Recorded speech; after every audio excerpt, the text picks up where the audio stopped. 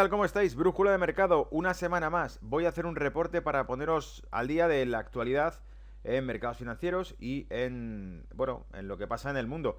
Voy a citar a Goldman Sachs, va a ser un artículo en el que Goldman Sachs nos habla directamente de que, según su criterio y según su opinión, la guerra comercial habría alcanzado su punto más álgido, el techo, y que a partir de aquí pues todo parecería que sería un camino de seda. Es interesante porque Goldman Sachs es una entidad financiera global muy potente, muy influyente y que en teoría debe tener unos reportes que están hechos considerando información muy útil. Voy a traer también 20 puntos del Deutsche Bank de 20 factores de riesgo para el 2020, un listado que ha hecho, en el cual no voy a publicar los 20, voy a publicar los que más relevantes me han parecido con el top 10 y unos cuantos más adicionales, ¿vale? Voy a hablar también de las elecciones españolas y del mercado español, sencillamente porque parece estar quedándose estancado en un punto sin mucho avance. Voy a hablar de una divergencia que existe entre los bonos de deuda corporativa y deuda pública. Y voy a hablar finalmente, tengo una foto de Mnuchin, del presidente, el secretario del Tesoro americano, porque voy a hablar de un advisor, un consejero de Mnuchin que ha hecho una serie de declaraciones donde habla de la posibilidad de iniciar incluso una guerra financiera, no solo comercial, contra China, y de lo devastadora que esta podría llegar a ser. Con cosas que son interesantes, pero también hay cosas que no son sorpresa. Por ejemplo, habla de la posible represalia que pudiese establecer China utilizando la deuda norteamericana pues para venderla, ¿no? Y para conseguir liquidez y lo que podía provocar contra la economía americana en cuanto a liquidez, ¿vale? Avanzo con esto. Si no lo estás, te invito a que te suscribas al canal que trata de ponerte al día desde hace más de 3 años de todo lo que va ocurriendo en los mercados financieros. Información procesada, masticada y explicada bajo mi criterio, pero que creo que en muchos casos, y me baso en los comentarios que me vais dejando, ayuda a entender un poco el escenario internacional, ¿vale? Que es fascinante, por otro lado. Me encantan estos temas, ¿vale? Lista de 20 riesgos del mercado 2020 de Deutsche Bank. Punto número 2. Comisión Europea recomienda a los estados estar preparados para todos los escenarios. Esto es una declaración que ha hecho la Comisión Europea diciendo que, bueno, que no descartan que pueda suceder en el escenario económico ningún tipo de recesión ni nada parecido. Es decir, que están al corriente de que cualquier escenario va a ser posible y advierten a los estados que deben estar preparados para ello. De hecho, va a ser algo de lo que vengo hablando hace bastante tiempo y tratando de que este canal dé una especie de visión anticipada de lo que realmente ocurre. Cuando estamos escuchando que todo va bien, trato de explicar aquí exactamente qué puntos son los puntos flacos o débiles que presenta la economía mundial o en concreto ciertos países. Y casualmente no sería la primera vez que hemos visto que determinados problemas que señalamos, pongo por ejemplo la curvatura de la deuda italiana, de la curva a 10 años del bono italiano a 10 años, la curvatura del bono a 10 años de la curva de tipos americana. Este tipo de características o de activos, bono, deuda pública de un gobierno que suele demostrar cómo se anticipa cierto riesgo o crisis en ese país, pues las hemos observado aquí en tiempos en los que no ocurría nada y casualmente después la coalición de gobierno italiana empezaba a guerrear contra la Unión Europea y la curva de tipos, que insistí, estaba más que descontada, se volvía loca en el caso de Italia. Es decir, que en este canal más de una vez hemos descontado cosas que luego acaban produciéndose. Hemos sabido señalar dónde estaba el foco de un posible Black Swan o cisne negro, como se llama en el mercado, y que realmente por ahí podían ir los tiros, ¿vale? Goldman Sachs, la guerra comercial ha alcanzado su punto más álgido. Veremos si esto, bajo el criterio de brújula de mercado, es cierto o no. Pues ahora leeremos un poco el artículo e iré comentándolo, ¿vale? Tesoro americano, una guerra de capitales sería una mala idea. Divergencia de los bonos corporativos contra los bonos soberanos de los estados en relación con el balance de la Reserva Federal. España entra en la senda de Italia. ¿Y por qué en la senda de Italia? Por el resultado electoral de España. Vamos a ver cómo se empieza a aproximar bastante. España es un país que no solamente se asemeja a Italia en cuanto a Producto Interior Bruto, porque antes de la crisis de 2008 España consiguió incluso superar nominativamente el Producto Interior Bruto de Italia, pero además de eso, además de que sean países de un peso equiparable, en cuanto incluso a población, lo que es curioso es que las crisis han afectado a los dos países de manera muy similar. Las crisis financieras que sufrió Italia, las que ha sufrido España son muy similares porque la banca española se hundió como la banca italiana también se hundió, ¿vale? Unicrédito y Santander, por ejemplo. Entonces son países con mucha similitud que han padecido los mismos ataques especulativos que han padecido el uno y el otro. Los bonos de riesgo, las primas de riesgo de Italia y de España se disparaban casi a la par en 2012 y ambas cotizaban por encima del 7% en 2012, ¿vale? Bien, entro en materia. La última lista de los 20 mayores riesgos del economista jefe del Deutsche Bank, Thorsten Slock, hará poco por aliviar esas preocupaciones. Número 1. Aumento continuo de la desigualdad y de la riqueza. La desigualdad de los ingresos y la desigualdad de la asistencia sanitaria. Es interesante que como número 1 Deutsche Bank esté hablando del incremento de la desigualdad de la riqueza. ¿Qué relación tiene esto con brújula de mercado? Pues veréis, durante bastante tiempo he comentado aquí, y de hecho ha sido título de algunos de los vídeos publicados en este canal, el hecho de que la clase media se está deteriorando gravemente en Occidente. Es decir, el ejemplo más contundente es Europa, pero Estados Unidos no se salva. El poder adquisitivo de un ciudadano americano ha ido menguando con el paso de las décadas bastante. Es decir, una vez saqué un gráfico que explicaba cómo el poder adquisitivo de la renta de un americano medio había alcanzado su punto máximo en los 70, en el 73 o en el 74. A partir de ahí, el salario medio de un americano podía comprar menos cosas, menos servicios, menos productos que los que podía comprar en los 70. Por lo tanto, el poder adquisitivo de un ciudadano americano ha ido cayendo con los años y el propio poder adquisitivo del propio dólar ha ido cayendo. Se compra menos hoy con un dólar que lo que se compraba antes. Lo llamarán inflación, también lo llaman robo a través de la impresión de billetes, ¿vale? Que no se olvide nadie de esto. En economía a esto se llama efecto inflación. En el sentido más práctico y el sentido común se llama a que es una especie de carrera sin final en la cual los precios tienen que seguir subiendo y por la cual todo aquel que posee dinero lo que hace es perder valor porque lo siguen imprimiendo cada vez más, ¿vale? Por no hablar de la deuda implícita que tiene la impresión de dinero. Pero bueno, ese es el punto número 1 y que creo que va relacionado con esa desaparición de la clase media, de la que he hablado en más de una ocasión, que se está produciendo. Vamos hacia un modelo económico chino, donde se trata de buscar alta productividad a través de aumentar las horas de trabajo y trabajar por menos sueldo, ¿vale? Por tanto, un empobrecimiento de la clase media. Es curioso porque MarketWatch relaciona estos 20 puntos del Deutsche Bank con que esa primera noticia la empalma con el Partido Demócrata en Estados Unidos. Y dice, los candidatos presidenciales demócratas ciertamente lo ignoran. El aumento de los impuestos a los ricos en un intento de reducir la brecha es una parte crítica de las campañas de ambas Sens, Elizabeth Warren y Bernie Sanders antes de las elecciones.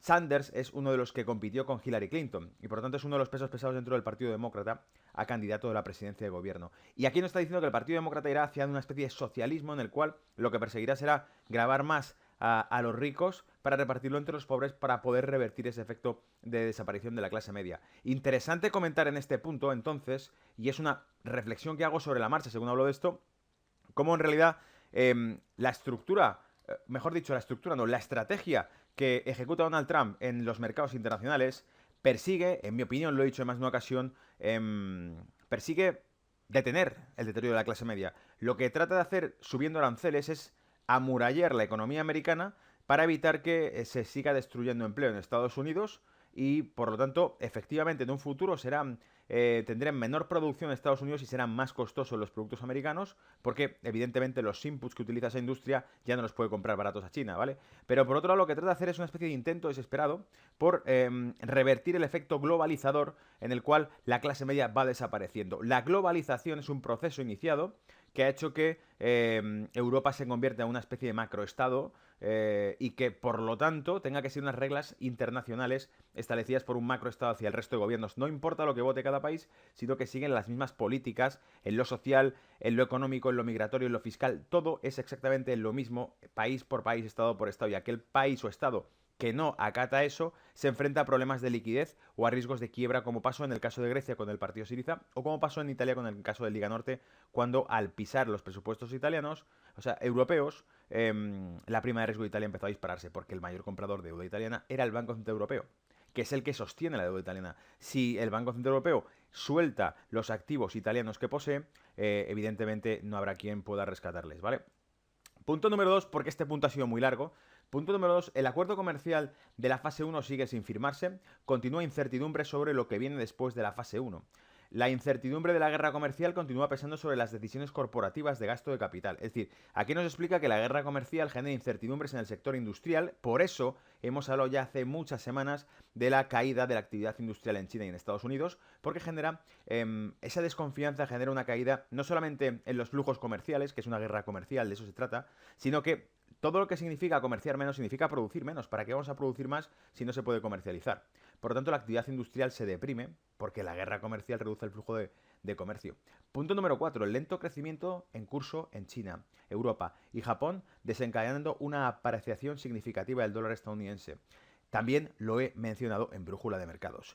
El hecho de que la guerra comercial pueda hacer daño a la segunda mayor economía del mundo, que es China, y que en un medio o largo plazo también se lo produzca a Estados Unidos, se traduce sencillamente en que el propio dólar, en un escenario internacional de riesgos, no el capital no va a refugiarse en el euro, porque no ve una zona euro estable.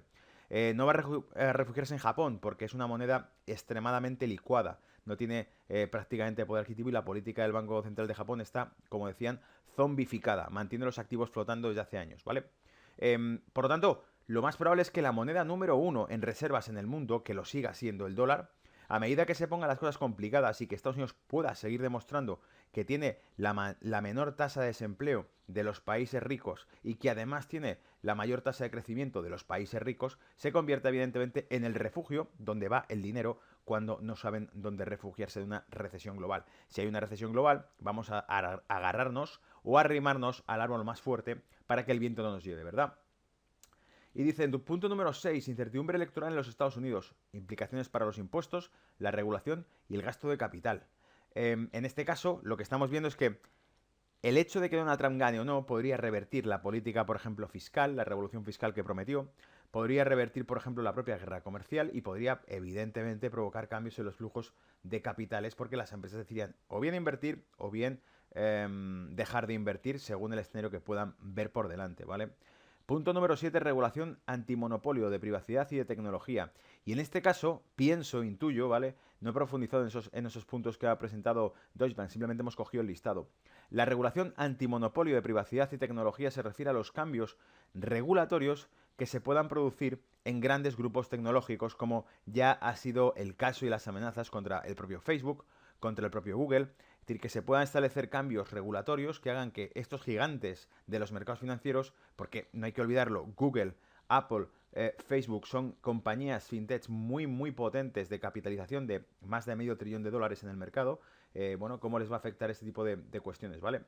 Punto número 8. Los extranjeros pierden el apetito por el crédito y los bonos del Tesoro de Estados Unidos después de las elecciones presidenciales. Es decir, ¿qué pasará? Y también lo hemos comentado en Brújula Mercado cada uno de estos puntos.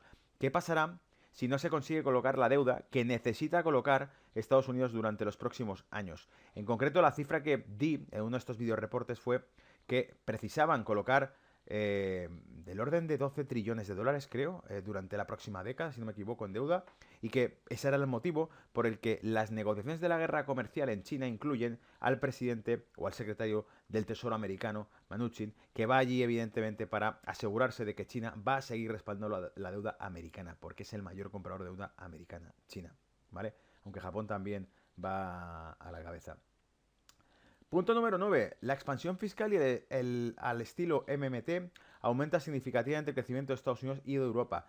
Es aquí otro punto más que también he comentado en Brújula de Mercado, el estímulo fiscal que vendrá. Todo esto del Green Deal, haciendo referencias al New Deal, el New Deal fue aquel rescate económico de gasto fiscal, o sea, aumento del gasto público, una política fiscal expansiva que se hizo tras tras el crack del 29. ¿Vale? Se hizo el New Deal y se gastó muchísimo dinero en reactivar la economía global. En este caso hablan del Green Deal y del cambio climático y también sigue siendo algo propagandístico, en mi opinión, ¿vale? Porque se utiliza siempre con mucha teatralidad y tratando de censurar o de no comentar aquellas posturas que puedan debatirlo. Por lo tanto, se trata de que el cambio climático va de impuestos. El cambio climático va de que podrán empezar a recaudar impuestos por una cosa o por otra. Los derechos de contaminación. Que suena a locura, pero que existe. Te doy derecho a contaminar si pagas. Puedes contaminar, pero tienes que pagar. Por lo tanto, acaban de crear un impuesto. Una actividad que antes realizamos, que es contaminar, evidentemente es una actividad mala. Ahora resulta que se tributa y que tienes que pagar para realizarla, ¿vale? Mañana también puedes hacer un tributo al agua o cualquier cosa de este tipo porque dirán que el agua es un recurso escaso y que no hay que malgastarlo y que por lo tanto te van a cobrar impuestos sobre ella, ¿vale? Los niveles de deuda del gobierno de Estados Unidos comienzan a ser importantes para las tasas largas, para la tasa de interés larga. La Fed se muestra reacia a reducir las tasas de interés en el año electoral de 2000. En el año electoral, la disminución de las ganancias corporativas significa menos dólares disponibles para recompras. Por lo tanto, a nivel liquidez se ponen las cosas complicadas. La deuda americana sufre escasez de liquidez, le cuesta que le entre más dinero para financiar realmente su deuda, que sigue aumentando. Techo fiscal era 21 trillones, el nuevo, y volverá a ser ampliado como se ha hecho con el resto, ¿vale? Porque, como dijimos aquí, y citando al propio una propia autoridad de la Unión Europea, haciendo referencia a Alan Greenspan, como decían, siempre podremos imprimir más si nos quedamos sin dinero para pagar las deudas, ¿vale? La reducción de la industria automotriz mundial representa un riesgo para los mercados y las economías mundiales, y aquí estamos apuntando probablemente a lo que comentamos sobre cómo Donald Trump apunta directamente al corazón de la industria automovilística alemana cuando habla de la guerra comercial, y porque sabe perfectamente que son más de 64.000 millones de dólares los que tiene déficit con Alemania. Por lo tanto, la industria alemana, que es grande, es la que puede verse comprometida, ¿vale?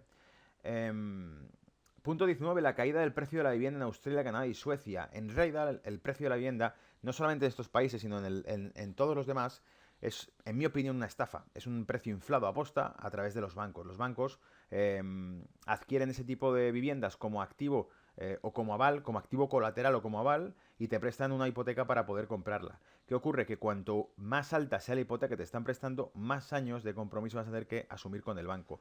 Por lo tanto, si todos los bancos se pusiesen de acuerdo en dar X dinero, es decir, el precio de la vivienda no importa que suba, siempre y cuando el banco esté dispuesto a prestarte dinero para poder comprarla. Entonces, si una vivienda a lo mejor costaba hace 20, 30 años, te podría costar 60.000, 70.000 euros con una hipoteca a 15 años, ahora resulta que te cuesta 300.000 con una hipoteca a 40 años. Por lo tanto, lo que vemos es que el precio sigue subiendo, no porque realmente haya un poder adquisitivo que haya aumentado en 10 veces en los últimos 30 años. Nuestro poder adquisitivo no ha aumentado en 10 veces. O sea, no podemos vivir 10 veces mejor consumiendo 10 veces más que hace 30 años. Lo que sí cambia es que nuestra deuda se va aumentando porque los bancos están dispuestos a pagar más. Y por lo tanto, son los bancos los que indirectamente están manteniendo los precios elevados en mucha serie de activos. Por eso, cuando se producen los impagos y los bancos absorben los avales, que son esas viviendas, esos bienes inmuebles, lo que tenemos es que en ningún caso quieren sacarlos todos a mercado porque sabrían que eso produciría una bajada del precio del activo. Ya lo han inflado, no van a querer deshacerse de él a un precio bajo. Por lo tanto, lo que no quieren es que ese mercado se ahogue. Hay que seguir retroalimentándolo. Mientras haya crédito, apalancamiento, mientras los bancos puedan seguir digitalizando dinero en las cuentas para poder comprar inmuebles, el inmueble no puede caer de precio, ¿vale? Lo único que aumenta son los años que te toca pagar al banco, y eso es un negocio muy rentable, ¿vale? La incertidumbre del Brexit persiste, es el punto número 20, y efectivamente la incertidumbre del Brexit parece ser el punto último que cita el Deutsche Bank como posible punto de incertidumbre. Es interesante mencionar cómo el propio Deutsche Bank no pone entre estos 20 puntos como punto de incertidumbre o de riesgo al propio Deutsche Bank, ¿vale? Acordaos que en 2016 se dispararon sus credit default swaps, sus contratos sobre posibilidades de default, y que es uno de los bancos a nivel mundial, muchos han dicho que es la tormenta última que puede tumbar todo, que es el nuevo Lehman Brothers, ¿vale? Y su caída en bolsa, que también la hemos comentado aquí, de más de un 98% desde el año 2012, ¿vale? Bien, entramos en el tema de la Unión Europea. As the economy is low, Commission tells member states to be ready for all scenarios. Como la economía se ralentiza, la Comisión sugiere a los miembros, a los Estados miembros, estar preparados para cualquier escenario. Los Estados miembros de la Unión Europea deben estar preparados para todos los escenarios a medida que la economía europea continúa desacelerándose, y no se espera que se recupere en el futuro cercano, admitió la Comisión Europea en su último pronóstico económico publicado el jueves, 7 de noviembre. La economía europea ha entrado en un nuevo periodo. Si bien la producción creció en la última década con cifras sólidas en los últimos años, mentira, este ya no es el caso, advirtió el comisionado de los asuntos económicos Pierre Moscovici.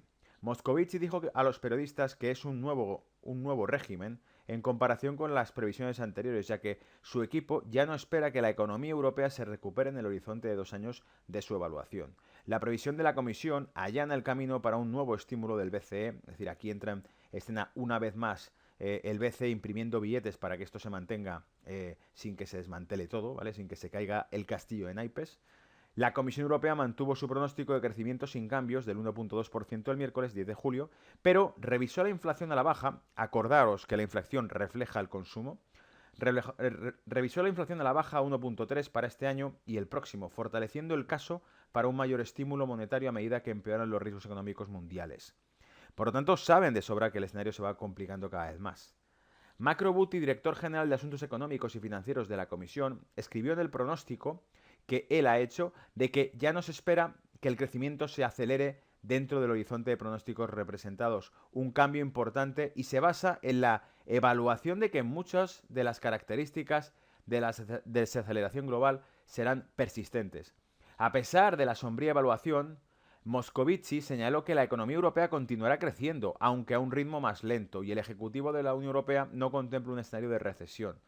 Sin embargo, Alemania ya lo ha confirmado, ¿vale? Y uno de los países que más crecía, que era España, se ha desacelerado rápidamente también porque es muy volátil el crecimiento de España, porque tiene un mercado laboral extremadamente pobre y muy frágil. Por lo tanto, en cuanto tenga un ciclo recesivo, de nuevo se volverá a disparar el paro al 20 y pico por ciento como donde viene, ¿vale? Porque apenas hemos perdido el 14% y ahí estamos enquistados, ¿vale? Decía, pero agregó que debemos tener cuidado de esta meseta no sea un techo, ya que por otro lado tenemos riesgos a la baja que podrían materializarse. Draghi insta a Alemania y a Holanda a invertir contra el riesgo de recesión.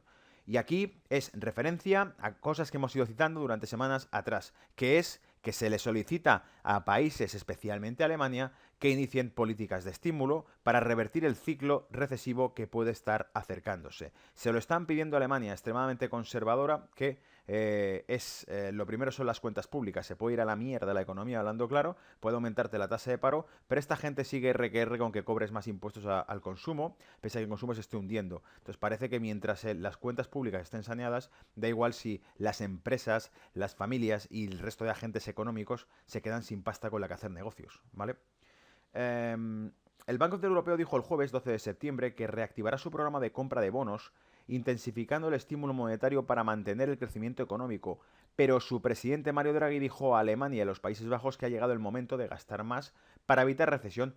Punto número o adicional sobre cómo Draghi ya está haciendo alusiones claras de qué es lo que hay que hacer. Draghi durante años ha dicho en sus discursos, cada vez que hablaba de los estímulos monetarios que estaba dando la Unión Europea, ha citado en más de una ocasión, estos estímulos no servirán de nada si no van acompañados de las respectivas reformas estructurales económicas de los Estados miembros, que se van a resistir siempre a hacerlas porque chupan del bote la clase política. Es una clase política parasitaria que inunda en demasía la administración de los estados y que no va a desaparecer porque siempre habrá dinero para poder mantenerla ahí, ¿vale? Siempre habrá deuda sobre los hombros de los ciudadanos que puedan mantener a estos parásitos mal gestionando, porque tampoco es que se haga gestión. Generalmente los casos que están surgiendo suelen ser casos de corrupción, en los cuales, lejos de gestionar, lo que hacen es al revés, parasitar esa administración, y lo que hacen es distorsionar los gastos que pueda tener esa administración. Por lo tanto, si cuesta 10, que cueste 12, y así 2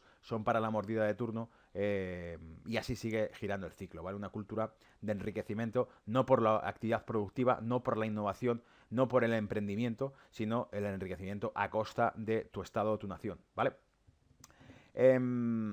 Dice, aunque este estímulo no es urgente, dijo Moscovici, los gobiernos nacionales con espacio fiscal deberían pensarlo para que podamos reaccionar rápidamente. Y con espacio fiscal se refiere a los que tengan cuentas públicas fuertes y saneadas, que es Alemania de nuevo, ¿vale?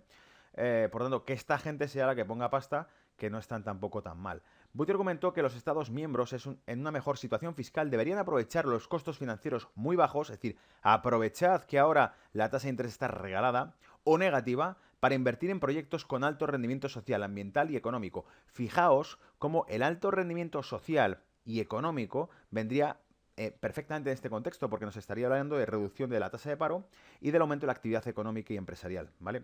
Sin embargo, mete la palabra ambiental. ¿Por qué? Porque el cambio climático es una cuestión de negocios, no es una cuestión de que el mundo se esté muriendo por una cuestión u otra, sino que el cambio climático va de cómo los políticos lo introducen en una agenda internacional enfocada a que te cobren impuestos por algo más, algo adicional. Es decir, se trata constantemente de la esclavitud del ciudadano. Va a pagar más años por vivir bajo un techo. Esas son las hipotecas, ¿vale? Que se van extendiendo. Pero también va a ser más va a ser más escasos los ingresos disponibles que tenga, porque cada año le incrementarán más los impuestos, ¿vale? Y en este caso será por una causa noble, será por salvar al mundo. Y en la medida en que te conciencien de que el cambio climático es algo que solamente una mala persona podría rechazar y negar, en la medida en que te convencen de esta moralidad, Lo que consiguen es que si mañana te quitan un 35, un 40% de tus ingresos en impuestos y te digan que en parte es para salvar el planeta, como encima te quejes, serás el malo de la película, porque moralmente está mal quejarse de esto, ¿vale? Bien, una de las principales fuentes de preocupación para el Ejecutivo de la Unión Europea sigue siendo las continuas tensiones comerciales mundiales.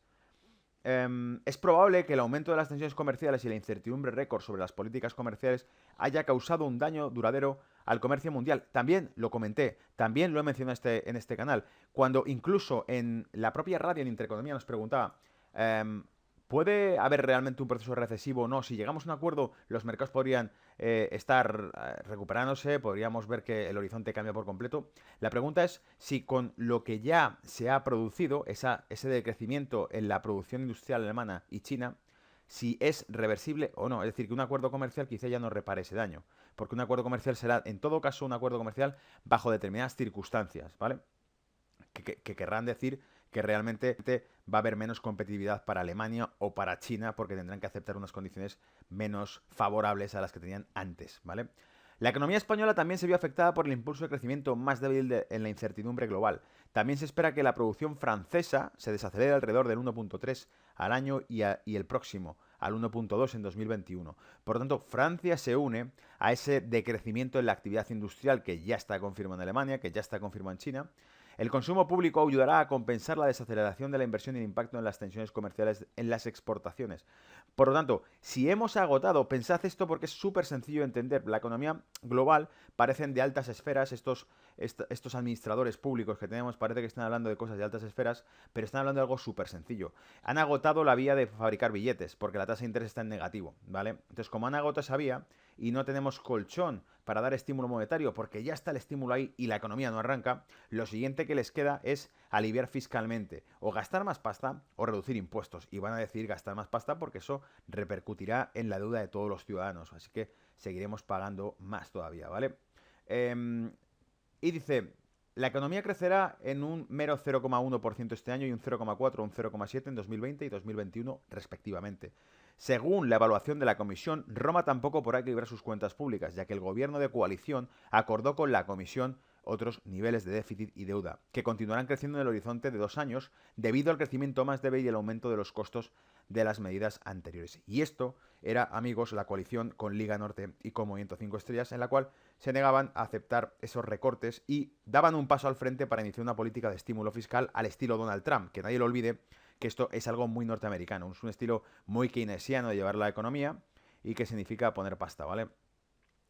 Y entro en otro tema, que es la guerra comercial y lo que dice Goldman Sachs al respecto. Este es cortito, breve, ¿vale? Dice Goldman Sachs, la guerra comercial entre Estados Unidos y China puede haber alcanzado ya su punto álgido.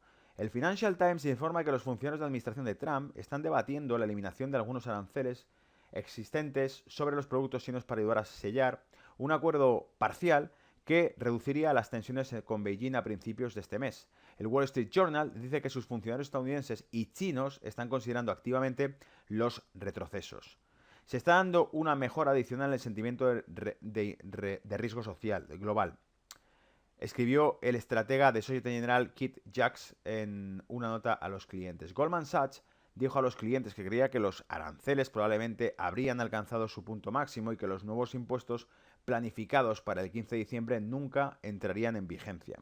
Pero el banco de inversión aún predijo que los aranceles estadounidenses a las importaciones procedentes de China se mantendrían en los niveles actuales hasta 2020 y dijo que no podría descartar por completo el riesgo de aranceles más altos. Ya sabemos, esto está dicho hace unos días, ahora ya sabemos que Donald Trump ha dicho que no van a mover ficha, que están muy cómodos como están y que China decida qué es lo que quiere hacer, ¿vale? Porque ellos no tienen por qué bajar aranceles. Literalmente dijo, estamos ganando mucho dinero con los aranceles y no tenemos por qué tocarlos. Evidentemente es una postura de arrogancia por parte de Donald Trump porque sabemos que la industria norteamericana y la tecnología americana están muy preocupadas con lo que sucede al respecto. Le cuestan más los productos sencillamente por la política de Donald Trump, ¿vale? Y dice, un acuerdo entre Estados Unidos y China que reduzca sustancialmente los aranceles de Estados Unidos sigue siendo mucho menos probable que un eventual colapso en las conversaciones que conduzcan a una escalada arancelaria renovada. dijo Alec Phillips, economista político principal de Goldman en Estados Unidos. Fijaos que estos comentarios los hacen súper jefazos de bancos financieros, de bancos de inversión, y en cambio, aquí en Brújula Mercado hacemos el mismo tipo de comentarios con humildad, con una webcam aquí y desde casa, ¿vale? O sea que no son tampoco altos financistas o financieros estos. El pensamiento, según Phillips, lograr un amplio acuerdo entre Estados Unidos y China que aborde cuestiones como la transferencia de tecnología parece bastante difícil y creemos que es poco probable que la Casa Blanca reduzca los aranceles de manera significativa a menos que se pueda llegar a un acuerdo tan completo. Es decir que, por lo que veo y por lo que vemos aquí, estamos en punto muerto en este escenario, ¿vale? Donald Trump va a seguir apretando y recordad una cuestión fundamental para que esto se entienda bien.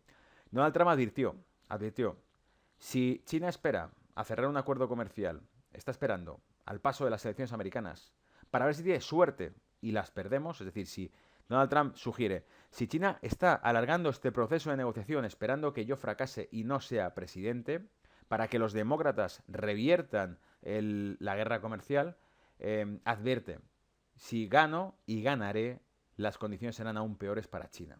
¿Vale? Entonces dice, juégatela ahora, porque como salga mal la jugada y vuelva a ser yo presidente, te lo voy a poner más difícil todavía, ¿vale? Estados Unidos y China, Capital Wars is terrible idea. Un asesor de Mnuchin, el secretario del Tesoro americano, decía que era muy mala idea iniciar una guerra financiera contra China. La guerra comercial no es suficiente. Sugerían también que además podrían arruinar a China reduciendo la inversión en China, ¿vale? Cualquier intento de limitar las entradas de cartera de los inversores estadounidenses en China correría el riesgo de represalias y tendría enormes consecuencias involuntarias, según Craig Phillips, ex asistente principal del secretario del Tesoro Steven Mnuchin. La administración del presidente Donald Trump estaba considerando tales restricciones a finales de septiembre a medida que se profundiza la disputa comercial entre Estados Unidos y China.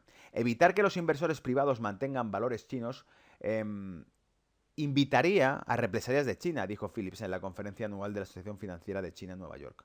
Si el secretario Mnuchin estuviera aquí, le diría que fue una idea terrible, dijo Phillips, quien renunció a la tesorería en junio. Si limitas el movimiento de capital, en realidad solo te estás cortando la nariz fastidiando la cara, ¿vale? Es decir, que te estás disparando en el pie, por poner otro ejemplo. Tal medida sería un revés para China. Por cierto, desde el año 68, desde que Estados Unidos entra en déficit comercial con el resto del mundo, año 68, balance negativo en la balanza comercial norteamericana, Estados Unidos se convierte en deficitario en cuanto a cuestiones comerciales y con un superávit financiero, invierte en todas partes. Y el dólar se empieza a inyectar y a extender por el mundo entero, ¿vale?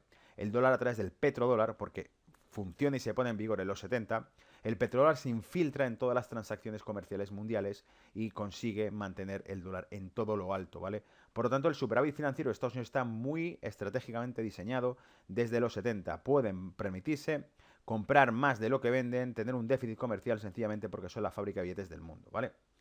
Y con esto, esa pausa, sigo. La administración del presidente Donald Trump estaba considerando la restricción a finales de septiembre.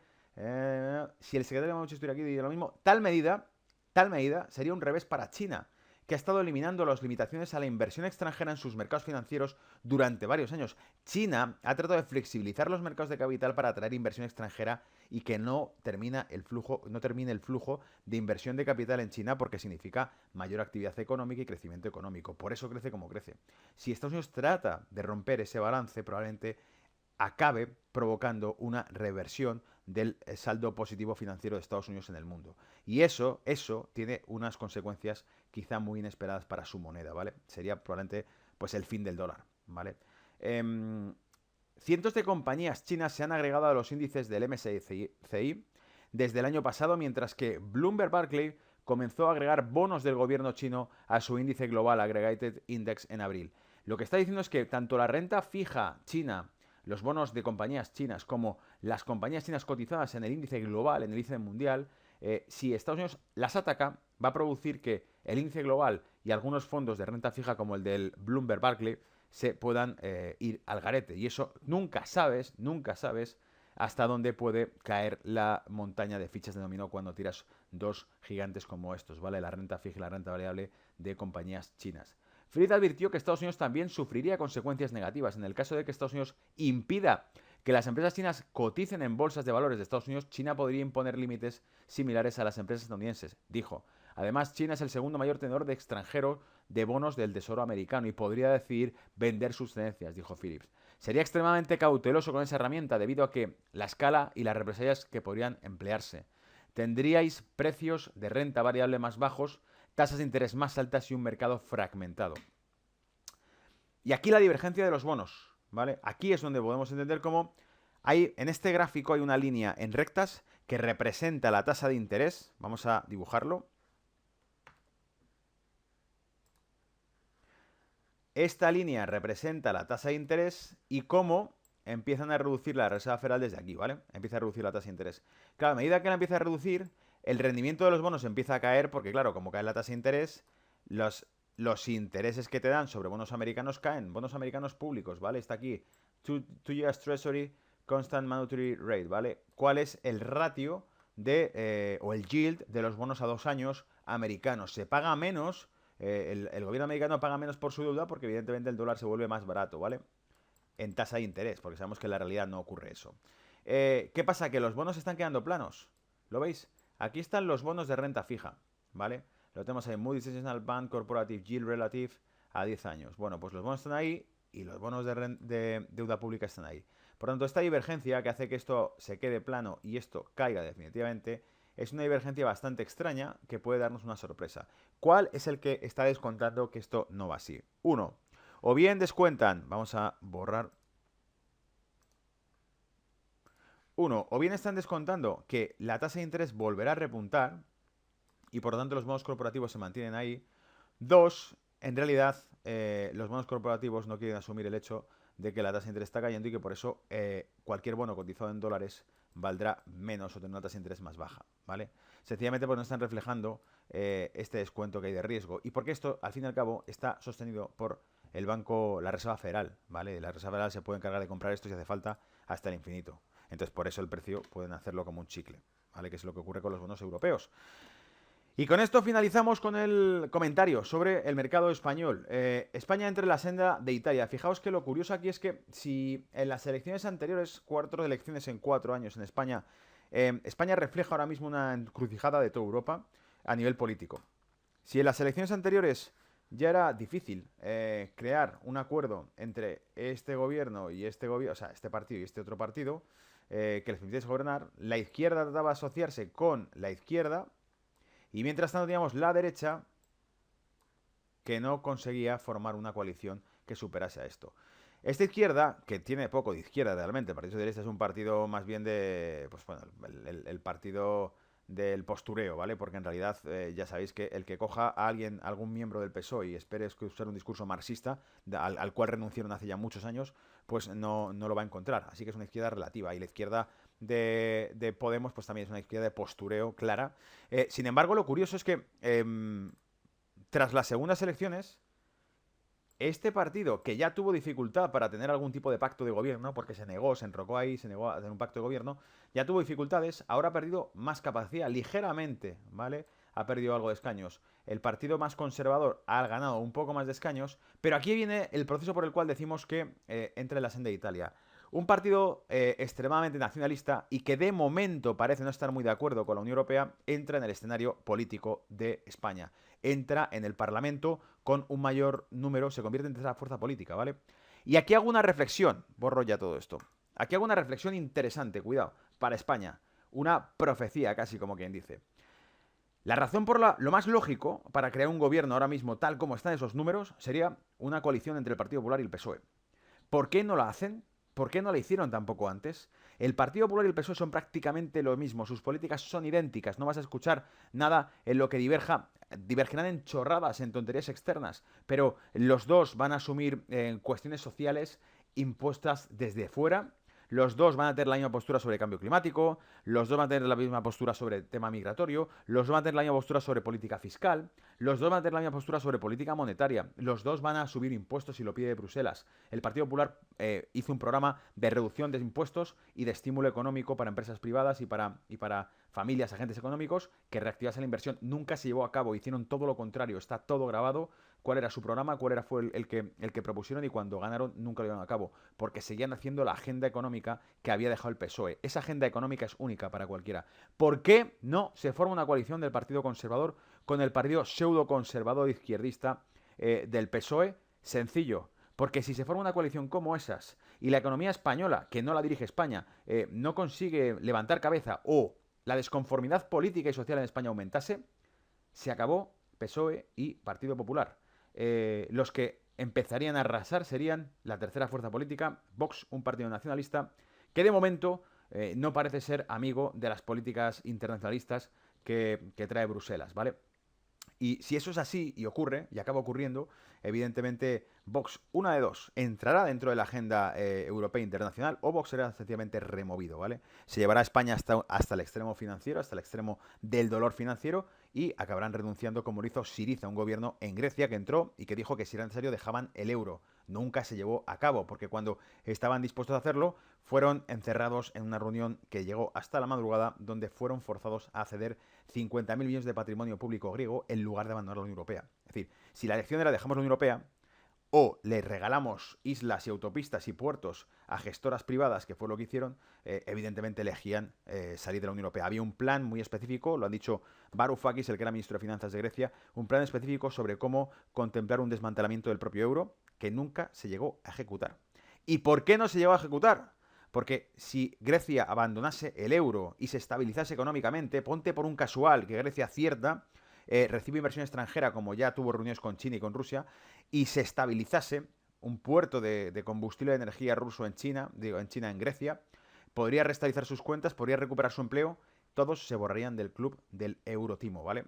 Y por lo tanto huirían en manada de la Europa bancaria, de la Europa de los banqueros. Entonces, hasta aquí se queda el reporte de hoy, que ha sido ya bastante político, ¿vale? Si no lo estás, suscríbete al canal para que te siga poniendo al día de cómo está el panorama, que como ves, pues está hecho un auténtico circo, ¿vale? Solo que aquí lo contamos de verdad, ¿ok? Un saludo a todos, cuidaos, chao.